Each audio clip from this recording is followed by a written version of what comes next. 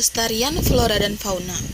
Konservasi merupakan upaya pengelolaan biosfer secara aktif yang memiliki tujuan untuk menjaga kelangsungan flora dan fauna, serta pemeliharaan genetik dalam suatu spesies termasuk pemeliharaan fungsi ekosistem.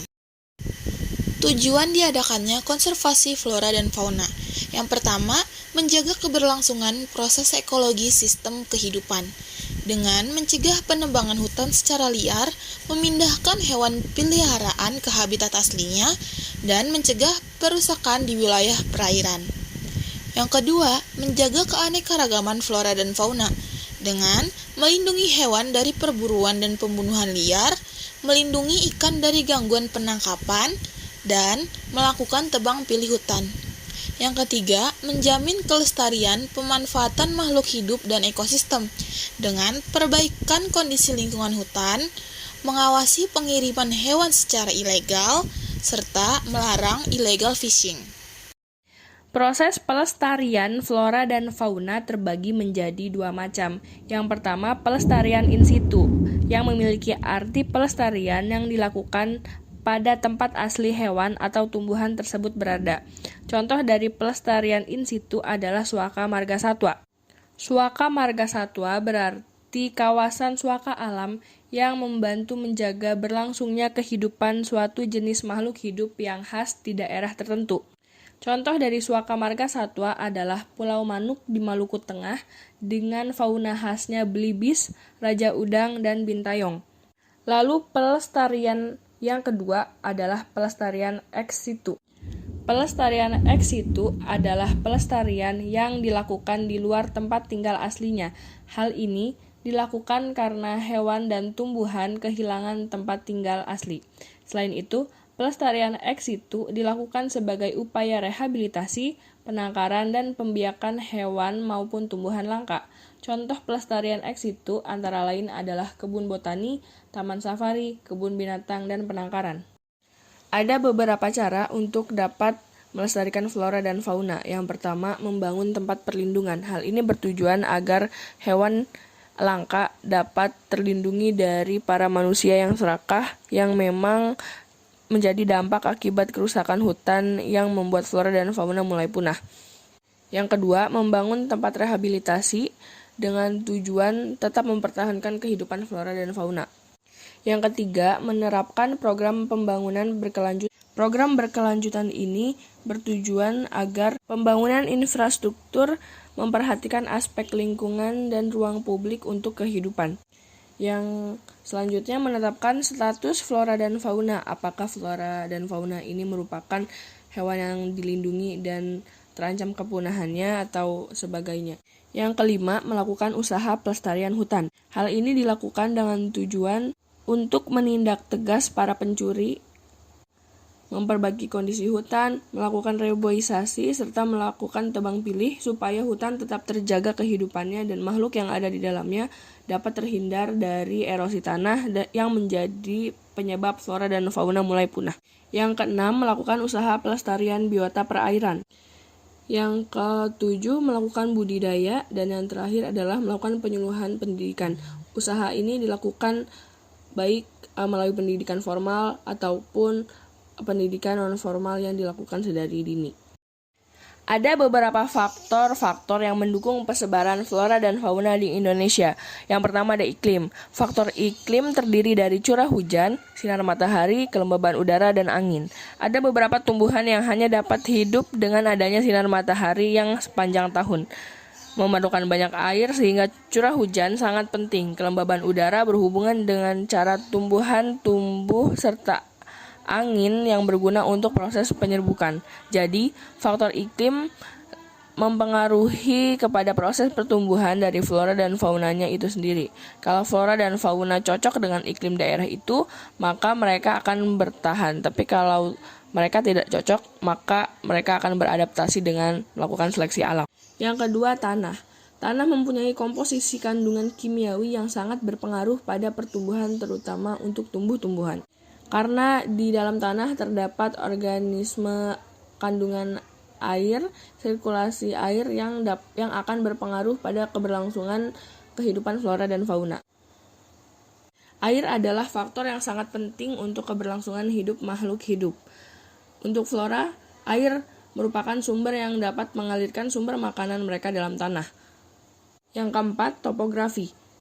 Tinggi rendahnya sebuah tempat berhubungan erat dengan suhu udara. Tempat yang semakin tinggi dari permukaan laut akan mempunyai suhu yang semakin rendah.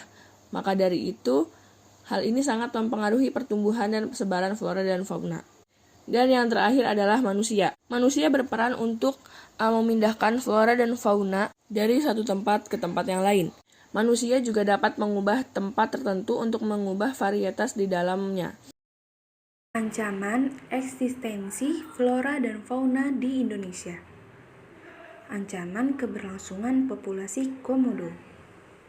Beberapa tahun kebelakangan, keanekaragaman hayati yang ada di muka bumi terus-menerus memiliki peningkatan ancaman, dikarenakan adanya perubahan iklim. Hal ini dapat mengancam kepunahan spesies hewan termasuk komodo. Salah satu ancaman nyata bagi komodo adalah kenaikan permukaan air laut. Dampak pemanasan global membuat permukaan air laut terus mengalami peningkatan. Jika permukaan laut terus mengalami kenaikan, maka sebagian pulau nantinya akan tenggelam. Andaikan kenaikan ini terus meningkat dan menyebabkan sebagian pulau tenggelam, maka pulau yang dihuni oleh komodo akan tenggelam juga. Selain kedua hal tersebut, perilaku manusia dalam merebut lahan komodo dan perburuan komodo secara liar juga menimbulkan ancaman baru bagi keberadaan pelestarian komodo. Upaya pemerintah dalam melindungi dan melestarikan komodo. Ditetapkannya berbagai peraturan perundang-undangan, diantaranya adalah Undang-Undang tentang Konservasi Sumber Daya Alam Hayati dan Ekosistem, Larangan Perburuan Satwa Buru, Pariwisata Alam di Zona Pemanfaatan Taman Nasional, dan lainnya. Upaya lain yang harus tetap dilakukan adalah menjaga kebiasaan komodo menjadi satwa liar yang jarang melakukan interaksi, memberikan pakan alami, membuat pagar pembatas di sekitar kawasan Pulau Komodo, dan yang terakhir memiliki jarak kawasan yang cukup jauh dengan keberadaan sarang aktif komodo. Oke, selanjutnya ada eksistensi hewan komodo pada saat ini. Meski populasinya belum tentu terdampak signifikan akibat risiko kenaikan muka air laut yang dapat terjadi akibat pemanasan global, komodo merupakan spesies yang rentan, namun saat ini jumlahnya terus berkurang dan diperkirakan hanya ada 4.000 komodo saja yang bertahan hidup di alam liar. Namun dalam tren 5 tahun terakhir juga menunjukkan populasi komodo tak berkurang, justru bertambah. Saat ini jumlahnya sekitar 3.458 individu, sebanyak 1.383 individu diantaranya merupakan komodo dewasa. Lalu selanjutnya ada Undang-Undang Pelestarian Flora dan Fauna. Perlindungan dan pelestarian serta sanksi hukum diamanatkan dalam peraturan perundang-undangan, diantaranya adalah sebagai berikut.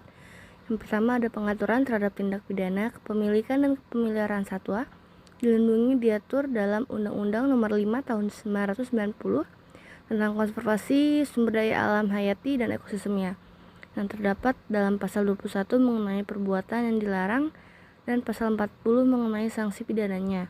Lalu yang kedua ada Undang-Undang Nomor 5 Tahun 1990 tentang konservasi sumber daya alam hayati dan ekosistemnya, dan pasal 1 ayat 7 yang artinya adalah semua binatang yang hidup di darat dan di air ataupun di udara yang masih mempunyai sifat-sifat liar, baik yang hidup bebas maupun yang dipelihara manusia. Oke, selanjutnya ada yang ketiga, Undang-Undang Nomor 5 Tahun 1990 tentang Konservasi Sumber Daya Alam Hayati dan Ekosistemnya. Menurut butir 5 Undang-Undang Nomor 5 Tahun 1990, arti satwa adalah semua jenis sumber daya alam hewani, baik yang hidup di darat maupun di air. Yang keempat ada Peraturan Pemerintah Republik Indonesia Nomor 7 Tahun 1999 tentang pengawetan jenis tumbuhan dan satwa. Lalu ada Peraturan Pemerintah Republik Indonesia Nomor 8 Tahun 1999 tentang pemanfaatan jenis tumbuhan, dan satwa liar. Lalu ada sanksi bagi para pelanggar. Yang pertama, pada pasal 40 ayat 1 berbunyi, barang siapa yang sengaja melakukan pelanggaran terhadap ketentuan sebagaimana dimaksud dalam pasal 19 ayat 1 dan pasal 33 ayat 1 dipidanakan dengan pidana penjara paling lama 10 tahun dan denda paling banyak 200 juta rupiah. Pasal 40, lalu ada pasal 40 ayat 2 berbunyi, barang siapa yang dengan sengaja melakukan pelanggaran terhadap ketentuan sebagaimana dimaksud dalam pasal 21 ayat 1 dan ayat 2 serta pasal 33 ayat 3 dipidana dengan pidana paling lama 5 tahun dan denda paling banyak 100 juta. Lalu ada pasal 40 ayat 3 berbunyi, barang siapa karena kelalaiannya melakukan pelanggaran terhadap ketentuan sebagaimana dimaksud dalam pasal 19 ayat 1 dan pasal 33 ayat 1 dipidana dengan pidana kurungan paling lama 1 tahun dan denda paling banyak 100 juta rupiah. Sekian, terima kasih.